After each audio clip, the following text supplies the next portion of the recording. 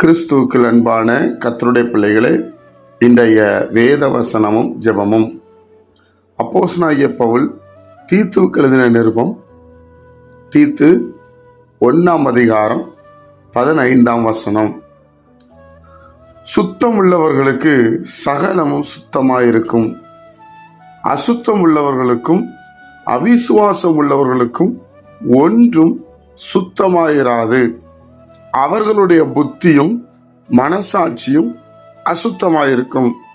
என் அன்பு கர்த்தருடைய பிள்ளைகளே, அப்போஸ்தலனாகிய பவுல் தீத்துக்கு எழுதுகிறார், நீ சுத்தம் உள்ளவர்களாயிருக்கணும். நம்ம ஆண்டவர் சுத்தம் உள்ளவர். நீ சுத்தம் உள்ளவர்களாயிருந்தா சகலமும் சுத்தமாயிருக்கும். என் அன்பு கர்த்தருடைய பிள்ளைகளே, 2வது எழுதுகிறார், அசுத்தம் உள்ளவர்களுக்கும் அவிசுவாசிகளுக்கும். பார்த்தீங்களா, அவிசுவாசத்தை அசுத்தத்தில் கொண்டு வந்துட்டாரு. அதனால நமக்கு அவிசுவாசம் இருக்கக்கூடாது. வியாபாரம் பண்ணலாம், வேலை செய்யலாம், குடும்பத்தை நடத்தலாம். தேவனுடைய பிள்ளைகளே, தேவனை தேடுகிற பிள்ளைகளுக்கு ஒரு நன்மையும் குறைவுபடாது. நல்லா நீங்க அறிஞ்சுக்கிடுங்க. நீங்க கர்த்தரை தேடுறீங்களா? பைபிள் சொல்லுகிறது, இந்த வேத புஸ்தகம் சொன்னா கட்டாயம் அது நடக்கும். கர்த்தரை தேடுகிறவர்களுக்கு ஒரு நன்மையும் குறைவுபடாது. நாம் ஏன் அவிசுவாசமா யோசிக்கணும்?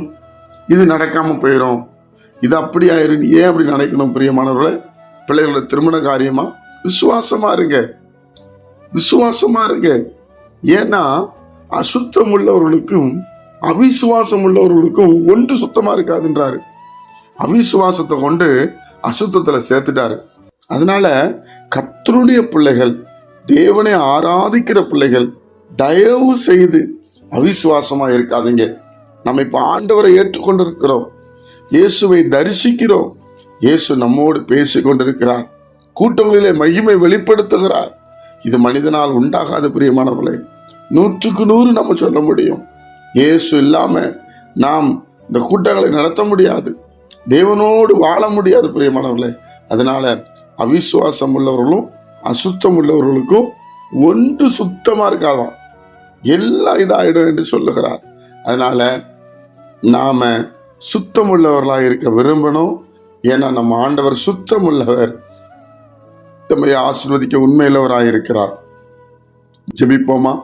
பரிசுத்த பிதாவே, உம்முடைய குமாரன் இயேசு கிறிஸ்துவின் நாமத்தில் நாங்கள் வருகிறோம்.